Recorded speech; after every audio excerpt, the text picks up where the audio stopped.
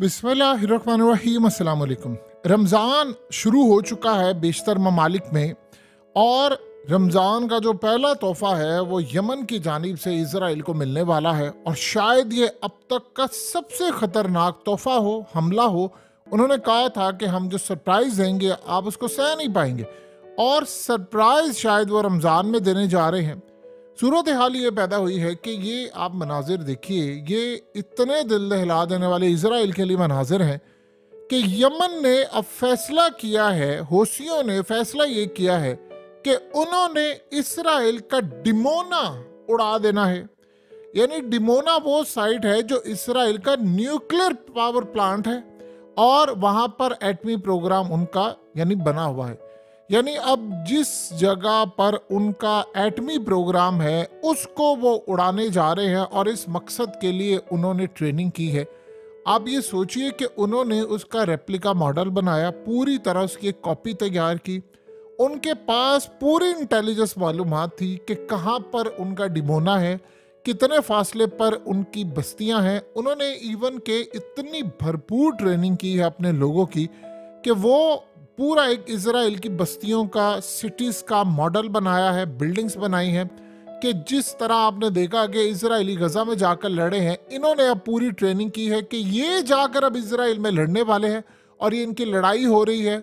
और लड़ाई के साथ साथ फिर ये डिमोना को भी हिट करने जा रहे हैं, और वहाँ पर पूरा एक मॉडल तैयार किया है कि यहाँ पर उनका एटमी प्रोग्राम है, यहाँ पर पावर प्लांट है, यहाँ पर ये हो रहा है, वो हो रहा है, हमने यहाँ पर जाकर इसको तबाह करना है। यानी इसराइल का एटमी प्रोग्राम अब पूरी तरह हौसियों ने तबाह करने का फैसला किया है। और देखिए, एक बात ज़हन में रख लें कि इस वक्त सारी की सारी इंटेलिजेंस मालूमात, इतनी एक्यूरेट इंटेलिजेंस मालूमात, कितने डिस्टेंस पर उनका पावर प्लांट है, एटमी प्रोग्राम है, कहाँ पर उनकी मिसाइल की फैक्ट्री है, कहाँ पर इनके वॉर हेड्स रखे हुए हैं, कहाँ पर उनको हिट करना है, किस जगह पर जाकर ये मामला होगा। और सबसे बढ़कर जो बात है कि यानी अब वो ट्रेनिंग ये कर रहे हैं कि हमने इसराइल के अंदर जाकर लड़ाई करनी है। ये अब तक की सबसे खतरनाक हिकमत अमली होगी जो इसराइल की चीखें निकाल देगी। देखिए, नेतन्याहू ने यह बात की है, उसने कहा कि सिर्फ 6 हफ्ते के बाद हम पूरे का पूरा गजा क्लियर कर लेंगे, यानी ऑपरेशन खत्म हो जाएगा और हम ये फतह हासिल कर लेंगे। खैर, वो फतह का तो बड़ी देर से कह रहे हैं, लेकिन आप ये देखें कि इस सारे मामले पर वो अगले 6 हफ्तों के अंदर कुछ बड़ा भी करने वाले हैं, और वो तैयारी कर रहे हैं कि हमने काम ये करना है। अब सवाल ये पैदा होता है कि हौसी उनके एटमी प्रोग्राम को कैसे तबाह करेंगे। देखिए, डिमोना को तबाह करने के लिए कम से कम उनको 1500 से 1700 या 1800 किलोमीटर तक की रेंज के मिसाइल चाहिए, और उनके पास मौजूद हैं। और इस सूरत हाल में उन्होंने कहा था कि हम सरप्राइज करेंगे, और शायद अब वो खतरनाक सरप्राइज करने जा रहे हैं। अब उनका टारगेट 2 तरह का है कि अपने जो फौजी हैं वो उनको इजराइल में उतारेंगे, वहां पर जाकर लड़ाई शुरू होगी, और ये बड़े पैमाने पर लड़ाई होने वाली है।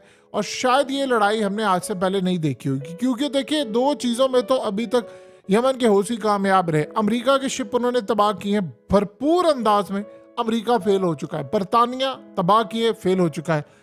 अब अगर ये लोग चले जाते हैं किसी भी तरह से, ये गजा में भी जाते हैं और ये इसराइल में भी दाखिल हो जाते हैं, और अगर आप इसराइल में दाखिल हो जाते हैं, आप अंदाजा नहीं लगा सकते कितना बड़ा वहां पर कोहराम मचा देंगे, क्योंकि इनको दुनिया की किसी ताकत का कोई डर नहीं है, कोई परवाह नहीं है इंटरनेशनल मॉडल्स की। देखिए, अफगान तालिबान का मामला है डिफरेंट। अफगान तालिबान का सीन ये है कि वो अपने मुल्क की हद तक रहते हैं और वो किसी को भी हरा सकते हैं। इनका सिनेरियो डिफरेंट है, ये अपने मुल्क की हद तक समंदरों में, अरेबियन सी, गल्फ सी, हर जगह पर हमला कर रहे हैं। लेकिन अब ये जा रहे हैं गजा में और इजराइल में। इनका अब टारगेट ये है कि इन्होंने डिमोना को हिट करना। अब सवाल यहाँ पर ये पैदा होता है कि इतनी भरपूर और इंटेंस ट्रेनिंग जो ये लोग कर रहे हैं, इनके पास इंटेलिजेंस मालूमात आई कहाँ से कि इतने डिस्टेंस पर हमने हमला करना है।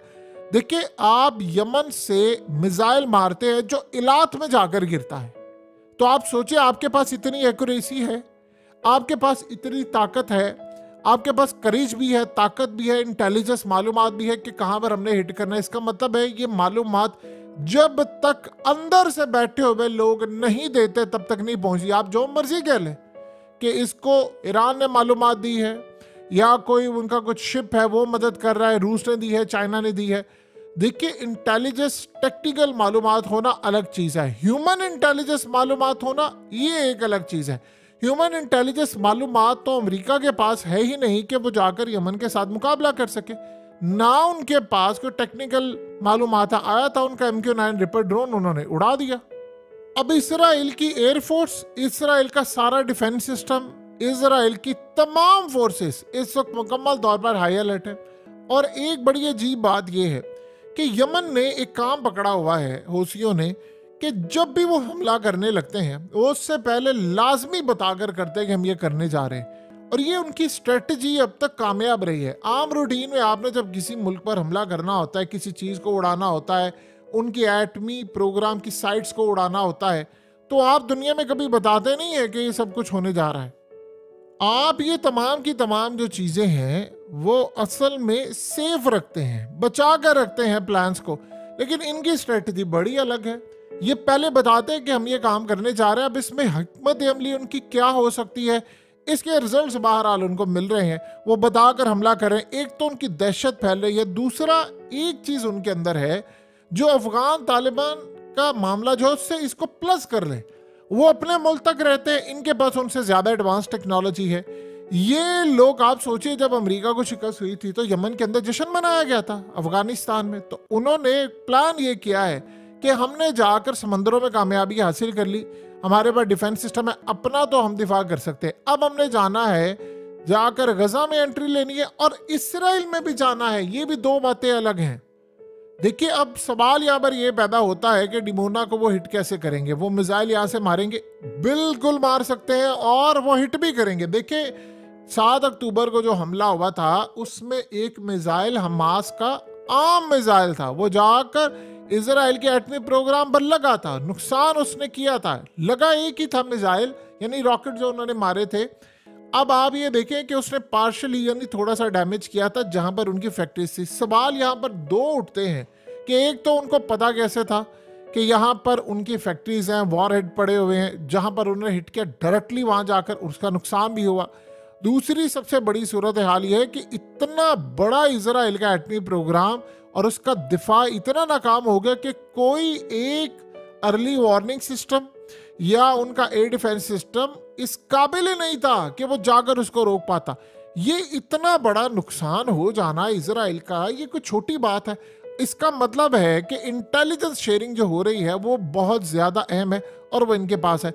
देखिए, अगर कोई ये दुनिया का मुल्क कहता है कि चाइना इंटेलिजेंस मालूमात शेयर नहीं करा तो ये कहना गलत होगा। चाइना, इजराइल और ये तमाम चीजें अब ये लिंक्ड है। देखिए, रूस चाहता है कि इजराइल का एटमी प्रोग्राम तबाह हो क्योंकि उसने दुनिया में बर्बरियत की है।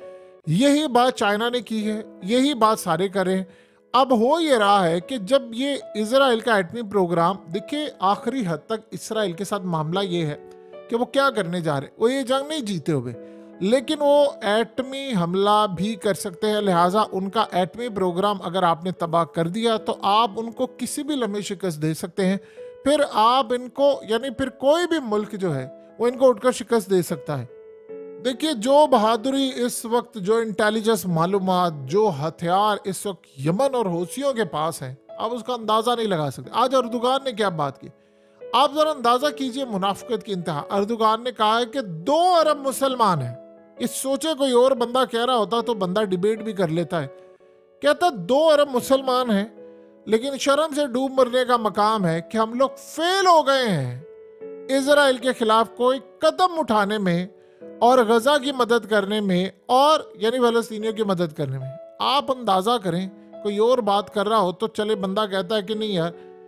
आप सोचे, अर्दुगान जब ये बात कर रहा है तो सबसे पहले तो शर्म से डूब मरने का मकाम इनके लिए है। आप अजरबैजान का मामला हो तो उठ उठ के ड्रोन से, ठीक है, अपने मुल्क में आप हमास के लीडरान की तस्वीर लगाएं, सब करें। लड़ाई का वक्त आए तो आप भागे रहें। आपको शौक हो कि हमने यूरोपीय यूनियन में जाना है, और भाई तुम दूसरों को छोड़ो, तुम क्यों नहीं जाते हो? तुम तो पास ही लगते हो ना, कुर्दों के खिलाफ ऑपरेशन करते हैं ना आप। अब एक काम करें, आप क्यों नहीं जाते गजा में लड़ने के लिए? बाकी जो जो इतने इतने बड़े हथियार मिसाइल जिन जिन मुस्लिम कंट्रीज ने रखी, इतनी बड़ी एयरफोर्स रखी है, फौज रखी है, वो तो जाहिर सी बात है अमेरिका का प्रेशर है ना, नहीं कोई जा रहा, वो इसराइल के खिलाफ जा ही नहीं सकते, वो सिर्फ नारे थे और धोखा था। सवाल यहाँ पर यह पैदा होता है कि आप क्यों नहीं जा रहे, आप बताएं ना, आपके तो लोग डिमांड कर रहे हैं, आपने तो दुनिया को कहा था मैं ये कर दूंगा, जाए ना वहां पर, क्यों नहीं लड़े? 40,000 बंदा मार दिया, कब जाएंगे? अभी देखिएगा अजरबैजान के साथ कुछ होगा, फौरी तौर पर अर्दोगान वहां पर हथियार देगा, ड्रोन देगा, देना आप हमास को ड्रोन, देना वहां पर, आप छोड़े सारी बात, होशियों को दे ड्रोन, आप उनको सारी चीजें हथियार सब कुछ होने के जाए लड़े जाकर। अब उन्होंने ट्रेनिंग शुरू कर दी है, वो कह रहे हैं कि हम जाकर लड़ने वाले, आप देना उनको सारी सपोर्ट करें ना, नहीं आप करेंगे। उसकी वजह यह है कि आपको नेटो से निकाल दिया जाएगा। आपको पता है कि नेटो से निकाल दिया, ये अर्दोगान क्यों तुर्की को लेकर नेटो में आए हैं? उनको डर ये था कि यार मुझ पर कोई हमला ना कर दे, मैं अपने आप को बचा लूं, आर्टिकल 5 के तहत कोई भी मुल्क पर हमला होगा तो वो सारे मुल्क जाकर उसकी मदद करेंगे। तो अब इस सूरत हाल में स्वीडन जहां बेहुरमती होती रही है, वहां आपने उनको सपोर्ट किया, और सपोर्ट करने के बाद आपने उनको पूरी तरह आगे ले गए और आज उनको नेटो का रुकन बना दिया। और भाई आप ये सारा काम करें तो आप जाकर करें ना इसराइल के खिलाफ। अब मजे की बात यह है कि आप लड़े उनसे जाकर, इसराइल तो नहीं ना नेटो का रुकन, अगर इसराइल आप पर हमला करेगा तो आर्टिकल 5 के तहत आप बुलाए ना सारी नेटो फोर्सेस को, क्या मेरी मदद करे और इसराइल के खिलाफ जाए ना वहां पर, वहां क्या होगा? आपने जाना ही नहीं है, तिजारत आपकी चल रही है, आपका सारे मामला चल रहे हैं, ये सुक्की सुक्की दुआओं से नहीं होता। दुआएं अगर चल रही होती तो 1971 में खाना काबा में कम दुआएं हो रही थी, या अल्लाह पाकिस्तान को टूटने से बचा ले, टुकड़े टुकड़े हो गए बुरी तरह, हम मुल्क भी हमारा गया, जंग भी हार गए, जो बदनामी हुई दुनिया के अंदर। ये इस तरह नहीं मुल्क बचा करते, और ये इस तरह काम नहीं होते, आपकी दुआओं से खाली काम नहीं होता, दवा की भी जरूरत है। अब आप देखिए कि यमन को आप देखिए, वो इसराइल की ईंट से ईंट बजाने के लिए तैयार हैं, और इसराइल का मामला ये है कि इस वक्त सबसे बड़ा मसला वो अपने अंदर तहकीकात कर रहे हैं।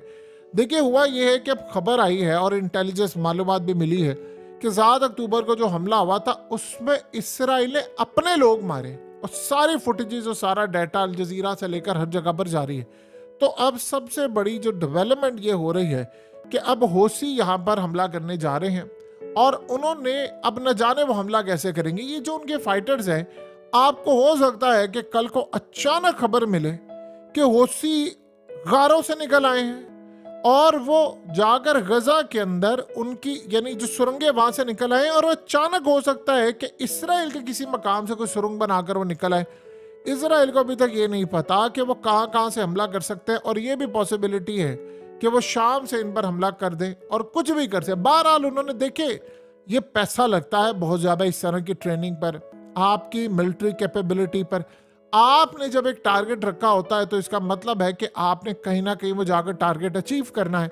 तो हौसियों को अब तक की जो कामयाबी मिली है वो ये कह रहे हैं कि समंदरों में हमारी उजारादारी हो गई है, अमेरिका को हमने शिकस्त दे दी। और एक मजे की बात अजीब है, ये अगर एक दफा लड़ाई में कूद गए, आप अंदाजा नहीं लगा सकते कि ये करेंगे क्या, क्योंकि सबसे बड़ी डेवलपमेंट ये होती है कि इन्होंने जो टारगेट्स बनाए होते हैं डेली बेसिस पर, जैसे एक शिप तबाह करना है, एक को नुकसान करना है, एक पूरा यानी डुबो देना है समंदर के अंदर।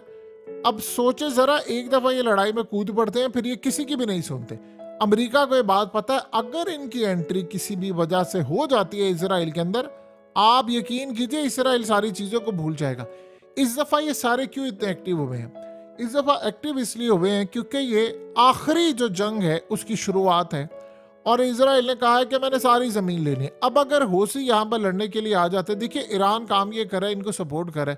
मसला ये नहीं होता कि सपोर्ट आप किसी मुल्क करें, चाइना पाकिस्तान को नहीं कर रहा, इतना हथियार और चीजें दी है, तो क्या हम चाइना की बात माने? ईरान की सपोर्ट करने का मसला ये नहीं होता। ईरान का सपोर्ट करना, हथियार देना, अगले मुल्क के अंदर भी तो हिम्मत होनी चाहिए ना।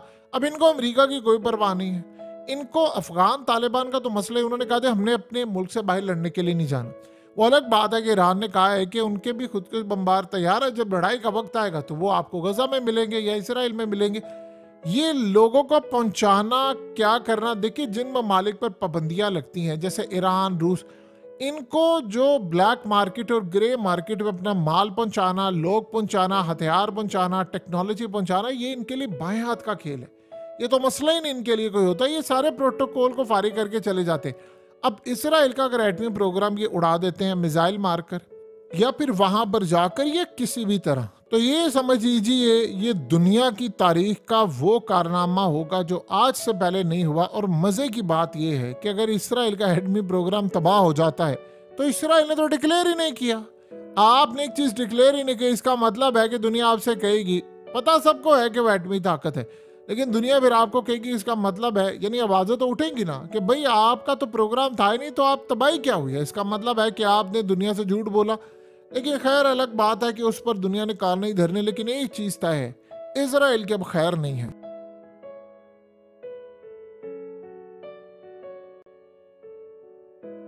हकीकत टीवी को सब्सक्राइब करना मत भूलें, वीडियो को लाइक करें, शेयर करें और कमेंट सेक्शन में अपनी राय का इजहार जरूर करें।